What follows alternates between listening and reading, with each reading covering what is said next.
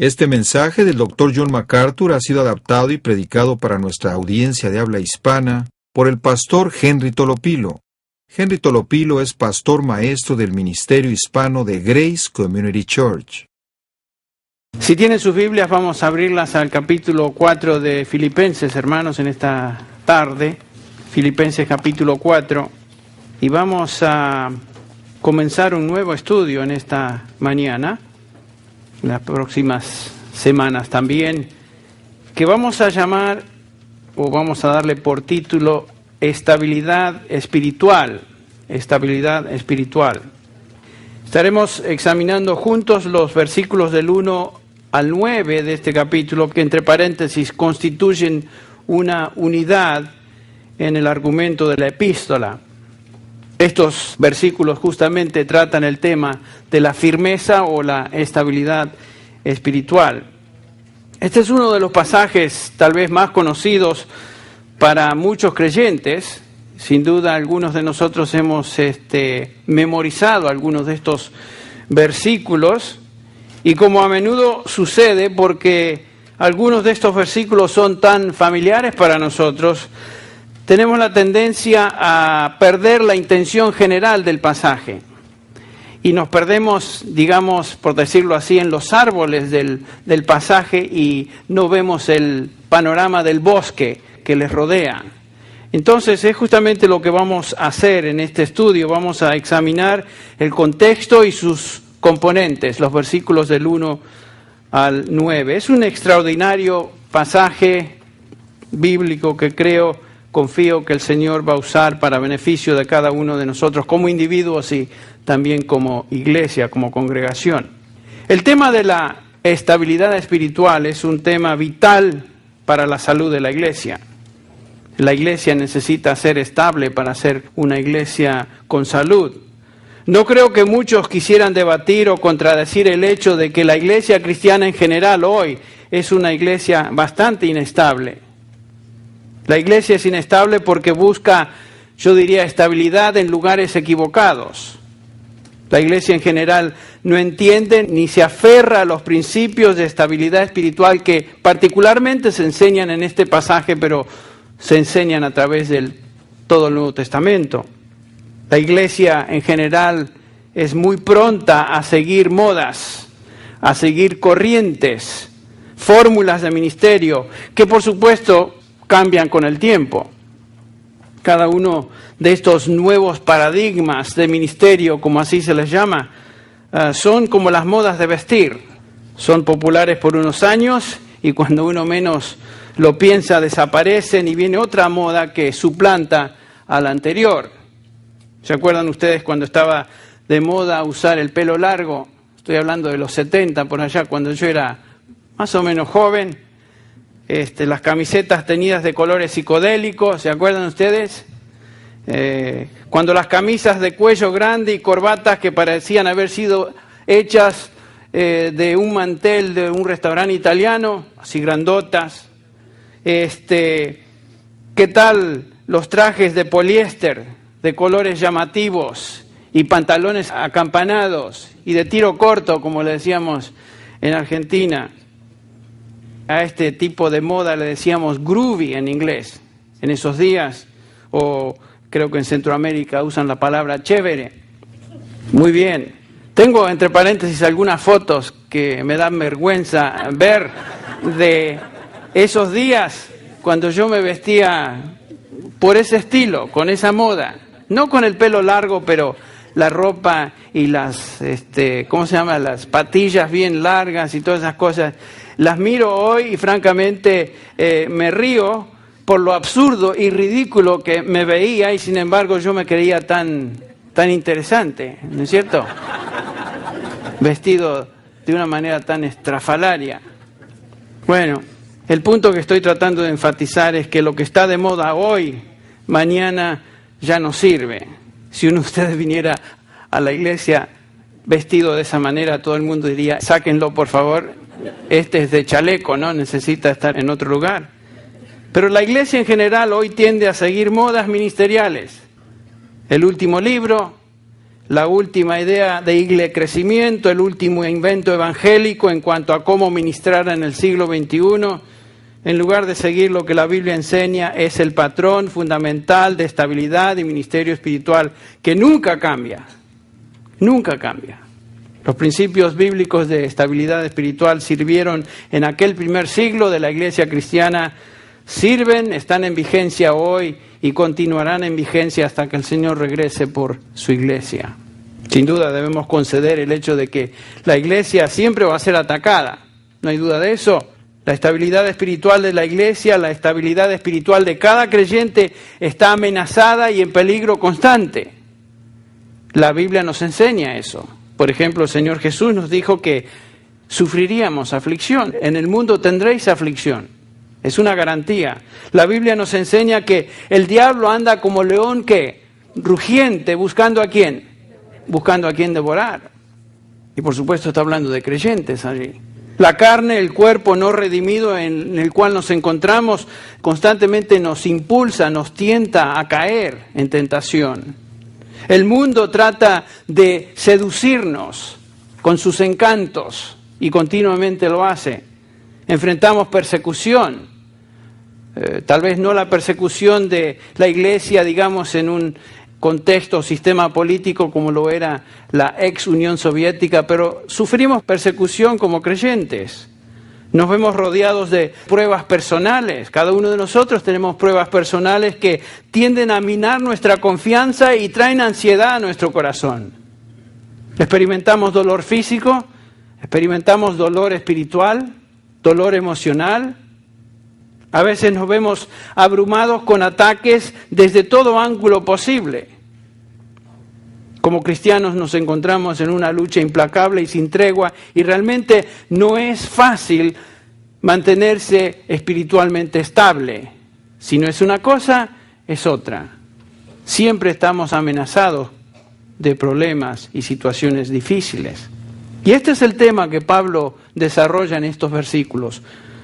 ¿Cómo es posible mantenerse o ser firme, estable en medio de la aflicción, en medio de la lucha? Y Pablo instruye a los filipenses y por lo tanto a nosotros en cómo mantenernos firmes en esta lucha espiritual.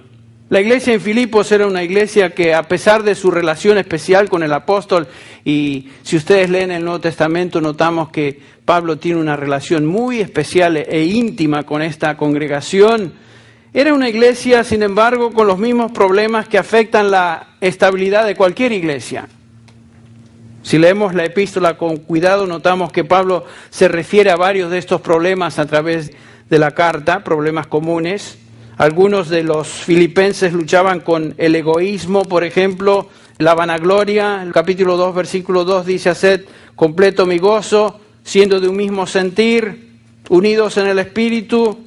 No hagáis nada por egoísmo, por vanagloria. ¿Ven? Aparentemente había creyentes con ese problema. No pensaban con la mente de Cristo. Versículo 5 del capítulo 2. Haya pues en vosotros esta actitud o esta manera de pensar que hubo también en Cristo Jesús. Había problemas y contiendas entre miembros prominentes de esta iglesia. Lo observamos en este capítulo 4, ya en el versículo 2. Ruego a Evodia y a Síntique que vivan en armonía.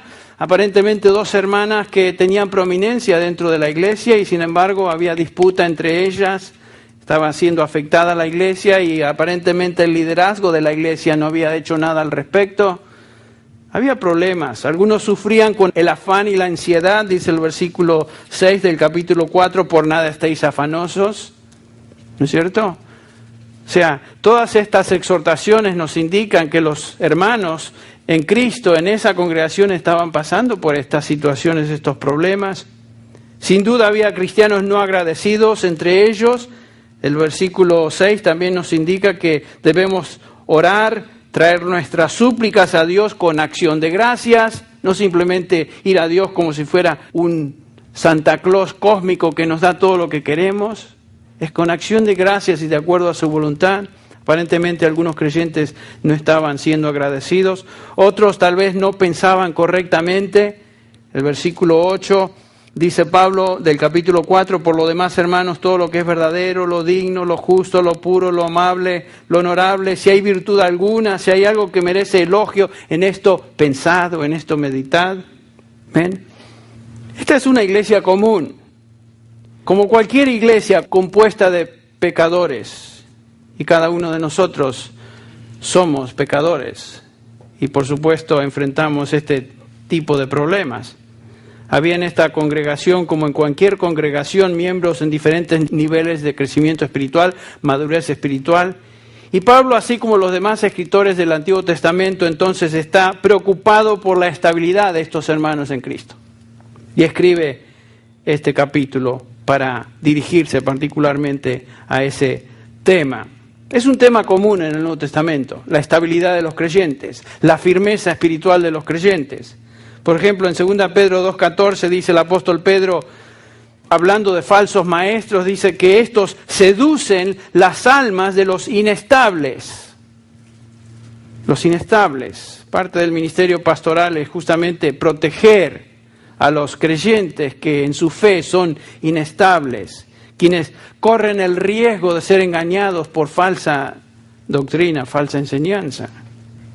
En esta misma epístola el apóstol Pedro, 2 Pedro, hablando del apóstol Pablo y sus epístolas, hace referencia a esas, dice Pedro que asimismo en todas sus cartas, hablando de las cartas del apóstol Pablo, el versículo 16, habla en ellas de esto, en las cuales hay algunas cosas, dice Pedro, difíciles de entender. Y noten que los ignorantes e inestables tuercen, como también tuercen el resto de las Escrituras. Siempre existe en una iglesia creyentes que son inestables, creyentes que son ignorantes de la palabra de Dios.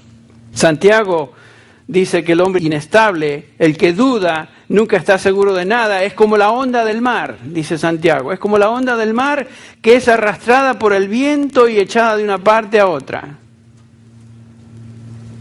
Un creyente inestable en su fe es presa fácil de los ataques de Satanás, de la falsa doctrina. Pablo dice que una persona inmadura en su fe, inestable, es equivalente a ser niño en la fe. Si hay algo que caracteriza a un niño es justamente eso, que es inestable, no es maduro, dada su edad. Pero a veces hay creyentes que están en esa condición de inmadurez, no de edad, sino espiritual. Por eso Efesios 4:14 dice, para que ya no seamos niños, dice Pablo, sacudidos por las olas, llevados de aquí para allá, por todo viento de doctrina, por la astucia de los hombres, por las artimañas engañosas del error.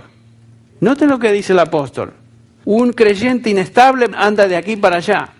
Es un sub y baja. Se traga cualquier cosa. Dice amén a cualquier disparate que se predique. Eso demuestra inestabilidad espiritual, inmadurez. Realmente es una condición triste.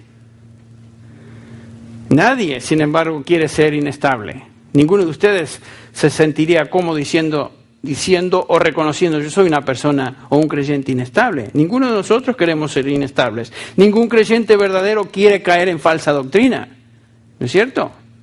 Ninguno de nosotros deseamos ser abrumados por las pruebas que nos confrontan. No queremos caer en tentación. Creo que cada uno de nosotros afirmaríamos el hecho que deseamos realmente de lo profundo de nuestro corazón ser creyentes maduros, ser creyentes estables. Por supuesto, como vamos a ver, eso no es automático. La pregunta es ¿cómo? ¿Cómo podemos lograr esa estabilidad espiritual? Una de las cosas que mis años de creyente y de pastor que más me atrae a un creyente en Cristo, un hermano en Cristo, es ver en esa persona una estabilidad, una madurez que es obvia. Es tan atractivo ver a un creyente, a una creyente madura, estable, no una persona que siempre anda así, sino que siempre confiando, siempre gozosa, siempre con paz. Qué lindo es ver eso. Pero ¿cómo es que logramos esa estabilidad? La respuesta a esta pregunta se encuentra en el pasaje que tenemos por delante y que vamos a estar examinando, como ya dije, por varias semanas. Pero veamos primero el versículo 1 del capítulo 4. Pablo dice así: o dice esto: así que, hermanos míos, amados y añorados, gozo y corona mía, estad así firmes en el Señor. Y repite, amados. Noten la frase, estar firmes en el Señor. Y subrayen eso en sus Biblias, porque realmente ese es el tema que se va a desarrollar en los próximos 9 versículos. Estad firmes en el Señor. La estabilidad espiritual o la firmeza espiritual es el tema de los versículos que siguen. Estos creyentes, como ya mencioné, estaban pasando por pruebas. Estos creyentes estaban experimentando sufrimiento. Noten en el capítulo 1, versículo 28, cuando Pablo dice: de ninguna manera amedrentados por vuestros adversarios. Estaban siendo amenazados por adversarios de la fe cristiana, lo cual es señal de perdición para ellos, pero de salvación para vosotros, y esto de Dios. Versículo 29, porque a vosotros, noten esto, se os ha concedido por amor de Cristo, no solo creer en Él, sino también sufrir por Él. Qué lindo, ¿no? El sufrimiento es parte íntegra del ser cristiano.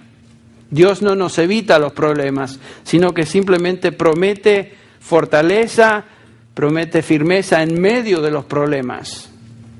Estos hermanos sufrientes eran, por supuesto, vulnerables a la inestabilidad. Existía el peligro que en medio de la prueba en que se encontraban, tambalearan en su fe. Y siempre es el peligro cuando estamos bajo prueba. En el capítulo 1 vemos que existía entre ellos falta de firmeza en cuanto al Evangelio.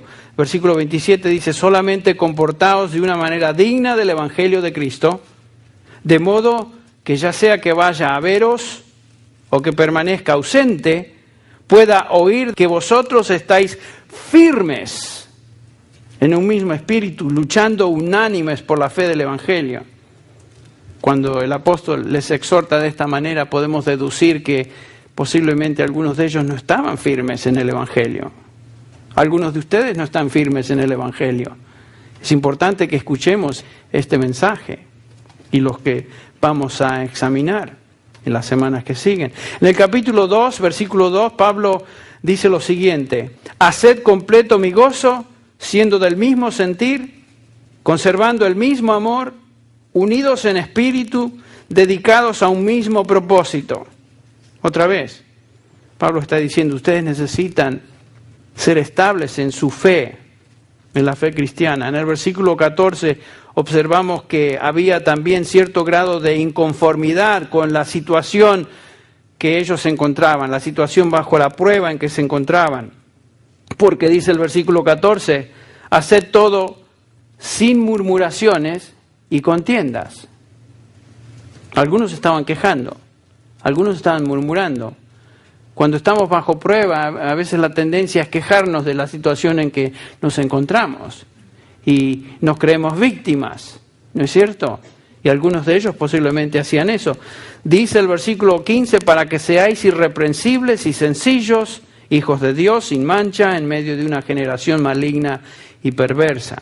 El desánimo había hecho nido en medio de ellos y Pablo ahora les exhorta, el versículo 18, asimismo gozaos y regocijaos también vosotros conmigo. Uno de los temas principales de la epístola es justamente el gozarse en el Señor, a pesar de las pruebas. En el capítulo 3 vemos que estos creyentes estaban siendo confrontados con enemigos del Evangelio. Dice el versículo 18 del capítulo 3, porque por ahí andan muchos, dice Pablo, de los cuales os dije muchas veces, aún ahora lo digo llorando, que son enemigos de la cruz de Cristo.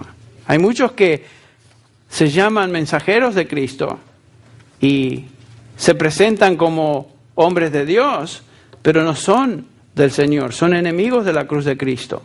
Y Pablo les dice entonces en el versículo 19, el fin de los cuales será perdición, cuyo Dios es el vientre y cuya gloria es su vergüenza, que solo piensan en lo terrenal. Todo falso maestro tiene esa distinción, ese distintivo. Se preocupan no por la salud de los santos, no por la gloria de Dios, sino por sus propios intereses, sus ventajas, sus lujurias personales. Su mente está puesta en las cosas de este mundo, como dice Pablo, y no en el reino de Dios y su justicia, como el Señor Jesucristo nos enseña en Mateo 6:33. Estos, dice Pablo, son enemigos de la cruz de Cristo. No importa cómo se presenten. Y estos enemigos, dice Pablo, estaban atacando a los creyentes de esta iglesia en Filipos. Esta iglesia sin duda estaba siendo amenazada desde todo tipo de ángulo. Entonces, cuando llegamos al capítulo 4, ahora Pablo comienza esta exhortación sobre la firmeza espiritual y dice: hermanos míos, estad firmes en el Señor. ¿Cuánto necesitamos este mensaje? Yo, por supuesto, estaba estudiando el pasaje y de repente me pega en la cara el hecho de que esto me está hablando a mí de una manera singular. Está firme en el Señor. Manteneos firmes. El verbo es stékete, en griego, que es un imperativo, es un mandamiento y es una palabra militar.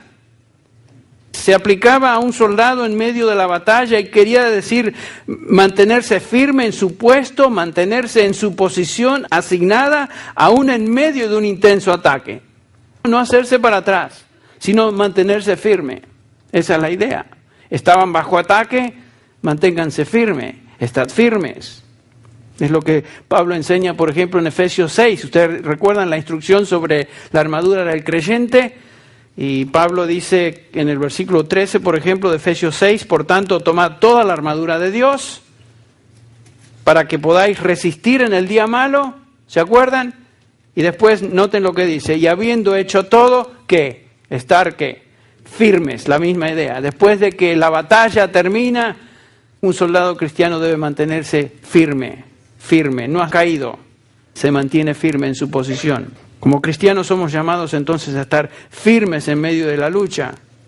Haber sido llamado a salvación implica que fuimos llamados a luchar, eso es cierto. Cuando nos convertimos al Señor, Él no nos garantizó que nuestros problemas se acabarían, que nuestras luchas terminarían. Nunca dijo eso el Señor. Sino todo lo contrario, fuimos llamados a luchar contra huestes espirituales de maldad, nos dice el capítulo 6 de Efesios, y a usar la armadura de Dios y después de haber acabado todo, permanecer firmes.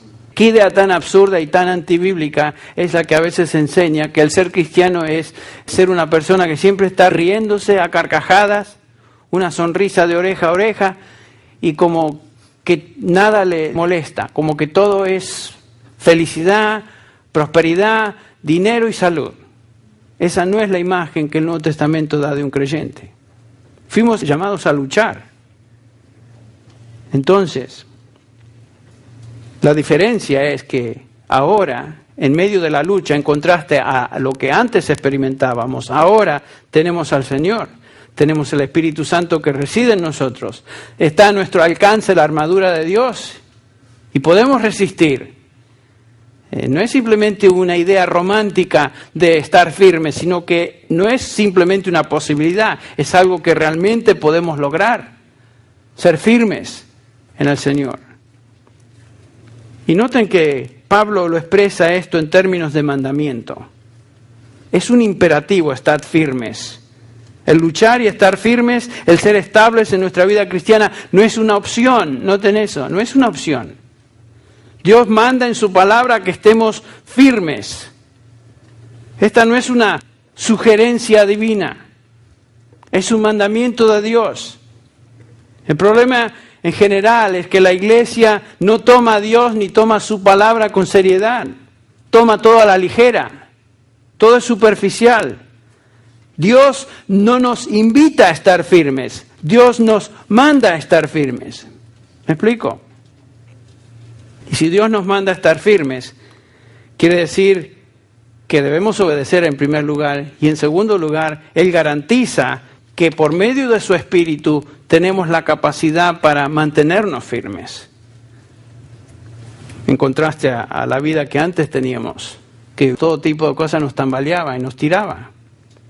El pasaje sobre la estabilidad espiritual entonces comienza con este mandato a estar firmes, estar firmes. Veamos en detalle el contexto del versículo 1. Noten que el versículo comienza con las palabras así que o por tanto. Una mejor traducción sería por tanto.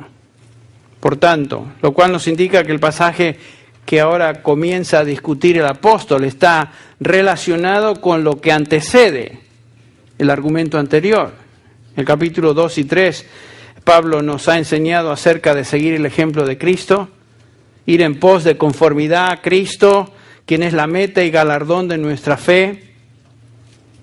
Cristo es en quien esperamos, quien finalmente Pablo nos dice en el versículo 21 del capítulo 3, el cual transformará el cuerpo de nuestro estado de humillación en conformidad al cuerpo de su gloria, por el ejercicio del poder que tiene aún para sujetar todas las cosas a sí mismo. Nos dice Pablo que algún día seremos tal como el Señor Jesús lo es. Seremos transformados conforme a su imagen. En otras palabras, estamos buscando ahora conformidad a nuestro Señor. Somos ciudadanos del cielo, nos enseña esta epístola. La meta de nuestra vida es ser como nuestro Señor, ser como Él. Por lo tanto, estamos firmes. El mandato es mantenernos entonces en nuestro puesto de batalla hasta que el Señor Jesús venga por nosotros. Así como Él se mantuvo firme hasta el momento de que Él fue crucificado, nosotros debemos también en esta vida ser como nuestro Señor, ser conformes a Él. Otra cosa que notamos en el pasaje, en el capítulo 3, y estamos viendo los antecedentes del capítulo 4, por eso lo estamos mencionando, noten la actitud pastoral del apóstol. Este es un mandamiento muy fuerte cuando Él dice, estad firmes. Y está seguido de una serie de exhortaciones relacionadas a este mandamiento. Todos los versículos del 1 al 9 son una serie de exhortaciones de cómo estar firmes. Y como les dije, aunque tiene un tono militar, Pablo demuestra un corazón tierno y amoroso para con estos creyentes. Noten cómo él los describe. Dice, hermanos míos, amados, añorados, gozo y corona mía, estad firmes en el Señor, y repite una vez más, amados. ¿Qué está haciendo el apóstol Pablo? ¿Ustedes piensan que Pablo está adulando a estos individuos, a estas personas? No, Pablo está expresando el sentir de su corazón. Una persona que adula exagera. Pablo no está exagerando. Pablo genuinamente ama a estos hermanos. En el capítulo 1, en el versículo 8, ya se expresó Pablo de los filipenses de esta manera, porque Dios me es testigo de cómo os amo a todos vosotros con el entrañable amor de Cristo. Y noten que Pablo invoca el testigo, que Dios sea su testigo en lo que él está diciendo. Yo no estoy adulando, yo no estoy simplemente repitiendo palabras de amor a ustedes para que se sientan bien. Dios es mi testigo, que yo les amo con amor entrañable y el amor de Jesucristo. Obviamente existía una relación, como ya mencioné, especial entre Pablo y esta iglesia. Esta iglesia amaba al apóstol de una manera especial también. En el capítulo 4, lo vimos hace unas semanas, en el versículo 15, dice Pablo refiriéndose a los filipenses, y sabéis también vosotros, oh filipenses, que al principio de la predicación del Evangelio, cuando partí de Macedonia, ninguna iglesia participó conmigo en razón de dar y recibir, sino solo vosotros. ¿Se acuerdan que hablamos de eso? La iglesia más generosa en cuanto a ofrendas para con el apóstol. Y Pablo les amaba profundamente. Pero este amor que él tenía para con ellos no implicaba, no excluía, mejor dicho, o impedía que Pablo les exprese un mandamiento severo, como estar firmes, sin moveros de vuestro puesto en medio del fragor de la batalla. Estad firmes. Como padres que amamos a nuestros hijos, muchas veces dimos órdenes a nuestros hijos a obedecer. ¿No es cierto? Y dimos órdenes a que se sometieran a nuestra autoridad. ¿Por qué? ¿Porque queríamos que se sientan mal? No, porque les amábamos, les amamos. No porque simplemente queremos ejercer autoridad militar sobre ellos. Yo recuerdo tantas veces dirigirme a mis hijos, pero estaba pensando en Stevie esta semana, y hablar con Él con severidad, esperando obediencia de Él y evocando nuestra relación de amor que teníamos como padre e hijo. Siempre la tuvimos.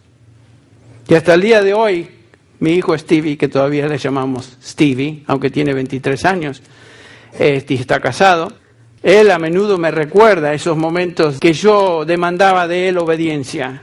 Y él más de una vez me dijo que la razón que me obedecía es no porque tanto que temía que yo le iba a castigar, sino que él estaba consciente que tenía una relación con el Padre que era una relación de amor. Y por respeto a mí, y por amor a mí y a su madre, muchas veces obedeció. Y creo que el apóstol Pablo está diciendo eso. Yo les amo, hermanos, de una manera entrañable con el amor de Cristo, y por eso demando de ustedes que estén firmes. Escribiendo a los tesalonicenses también se expresa de manera similar. 1 Tesalonicenses 2:19 dice: porque ¿quién es nuestra esperanza o gozo o corona de gloria? ¿No lo sois vosotros en la presencia de nuestro Señor Jesús en su venida? Pues vosotros sois nuestra gloria y nuestro gozo, dice Pablo a los tesalonicenses. El gozo de Pablo, entre paréntesis, noten, estaba relacionado con los hermanos con quien él había tenido impacto espiritual. Su gozo estaba íntimamente ligado con el crecimiento espiritual de sus hermanos en Cristo. El gozo de Pablo no tenía nada que ver con las circunstancias en las cuales él se encontraba en ese momento. Como ya vimos, Pablo estaba encarcelado, estaba bajo guardia, encadenado a un guardia romano, bajo la custodia del imperio. Había perdido sus libertades, su situación personal no era la más feliz, que digamos, sin embargo tenía gozo, y ese gozo estaba relacionado íntimamente con los hermanos a quien él había impactado por medio de su ministerio. Ese era su gozo, eran su gloria, eran su corona. Y la exhortación y mandamiento a los filipenses era entonces el resultado de un corazón pastoral. En este versículo 1 Pablo dice algo más. Les llama corona mía. Stéfanos es la palabra en griego, donde sacamos nuestra palabra Esteban. Se refería no a una corona de oro, de metal que se ponía sobre la cabeza de un rey, sino que era una corona de laureles que se ponía en dos tipos de personas. Un atleta triunfante o una persona a quien se honraba en una manera singular, en alguna fiesta, en alguna situación, en algún contexto cultural. Eso eran las únicas dos personas que recibían esa corona de laureles. Y dice Pablo que vosotros sois mi corona, mi Estefanos. Vosotros sois mi premio, mi trofeo. No he corrido en vano con vosotros. Vosotros sois la prueba de mi carrera y servicio eficaz. Es lo que está diciendo Pablo. Sois mi corona. Algo similar a lo que él dice a los corintios en 1 Corintios 9:2. Vosotros sois el sello de mi apostolado en el Señor. Vosotros. ¿Quiénes? Los creyentes a quienes él había ministrado. Y todo pastor genuino que ha sido llamado a ese ministerio, ve a su congregación y observa el fruto de su labor entre los hermanos y experimenta ese tipo de satisfacción y gozo. Algo similar a lo que Pablo expresa. Te doy gracias, Señor, por este rebaño. A menudo lo hago. Oro por ustedes. Doy gracias a Dios. Estoy consciente que les amo. Me gozo cuando pienso en ustedes. Veo crecimiento en muchas personas en esta congregación y eso trae gozo, trae satisfacción. A veces los hermanos me mandan una tarjetita, una cartita, una expresión de amor y cariño, lo cual lo aprecio y lo disfruto y agradezco a Dios. Cada vez que recibo algo, oro por la persona que me mandó eso y por supuesto agradezco a Dios por su vida. Pero realmente lo que más me interesa y lo que trae más gozo a mi corazón es ver la estabilidad y madurez de creyentes en Cristo en esta congregación. Eso es lo lindo. ¿Cómo podemos obtener estabilidad? Bueno, la respuesta comienza aquí en este versículo 1 con esta palabrita, estad así firmes. Noten la palabra así, estad así firmes, Jutos, en griego, que quiere decir de esta manera. De esta manera. Pablo está diciendo, estad firmes, y la manera de hacerlo es esta. Y desde ese versículo 2 hasta el versículo 9 nos va a enseñar Pablo cómo es que podemos estar firmes. De esta manera, los versículos del 2 al 9 enseñan eso. En otras palabras, bajo la dirección del Espíritu Santo, Pablo describe la manera de llegar a ser un cristiano fuerte y maduro. Los principios de estabilidad espiritual se encuentran resumidos en esta preciosa porción del Nuevo Testamento. Todo lo relacionado a la estabilidad espiritual se fundamenta en lo que Dios dice en su palabra y está expresado en forma magistral en esta síntesis que vamos a estudiar. Yo creo que en un sentido, tal vez para el halago de la congregación lo hago, en un sentido esta congregación, tanto hispana como en inglés, es un poco más estable que muchas congregaciones e iglesias en las cuales yo he estado, sin duda. Pero no nos engañemos, eso no quiere decir que estamos donde debemos estar. No, hay lugar para crecimiento, aún nos falta mucho en cuanto a ser estables. Pero gracias a Dios por la estabilidad que el Señor ya ha hecho y ha creado y está afirmando en medio nuestro. ¿Y saben cuál es la razón de esta estabilidad? Es porque continuamente están siendo expuestos y enseñados los principios bíblicos de estabilidad y ministerio que el Nuevo Testamento nos enseña. Esa es la razón. Esa es la razón. No hay mucho ruido aquí, no hay mucho espaviento, no hay muchos gritos, no hay mucho, qué sé yo, bombo y platillo, pero sí hay enseñanza continua, sistemática, de la palabra de Dios, y eso crea estabilidad, como vamos a ver. La meta nuestra es la estabilidad. Creo que la meta de todo pastor con su rebaño se encuentra en las palabras de Bernabé, allá en Hechos 11. Bernabé dice en Hechos 11, 22, llegó la noticia de estas cosas a oídas de la iglesia que estaba en Jerusalén, y enviaron a Bernabé, que fue hasta Antioquía, acompañante de Pablo, ¿se acuerdan? Cuando llegó y vio la gracia de Dios, se regocijó y exhortó a todos a que con propósito de corazón permaneciesen fieles al Señor. Bernabé, el que enseña. Eso es lo que hacemos como pastores. Exhortamos a los hijos de Dios a permanecer firmes. Con propósito de corazón, permanezcan firmes en el Señor. En el capítulo 14 de Hechos, ahora Pablo y Bernabé, esta pareja ministerial, visitan a las iglesias de Listra, Iconio y Antioquía, y leemos que ellos fortalecían, el versículo 22, fortalecían los ánimos de los discípulos. ¿Quiénes son los discípulos? Los creyentes. Exhortándolos a que perseveraran en la fe y diciendo, es necesario que a través de muchas tribulaciones entremos en el reino de Dios. Esta es una función ministerial continua. Fortalecer, buscar la estabilidad espiritual de los creyentes, de los discípulos. Gálatas 5:1, el apóstol dirigiéndose a ellos dice, estad pues firmes en la libertad con que Cristo nos hizo libres. ¿Se acuerdan?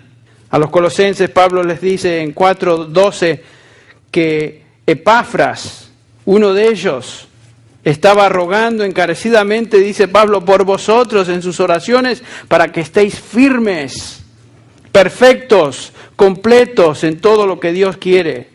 Epafras, otro siervo de Dios, rogando por la misma meta. 1 Tesalonicenses 3:8, dice Pablo, porque ahora vivimos si vosotros estáis firmes en el Señor. Esa es mi vida, dice Pablo.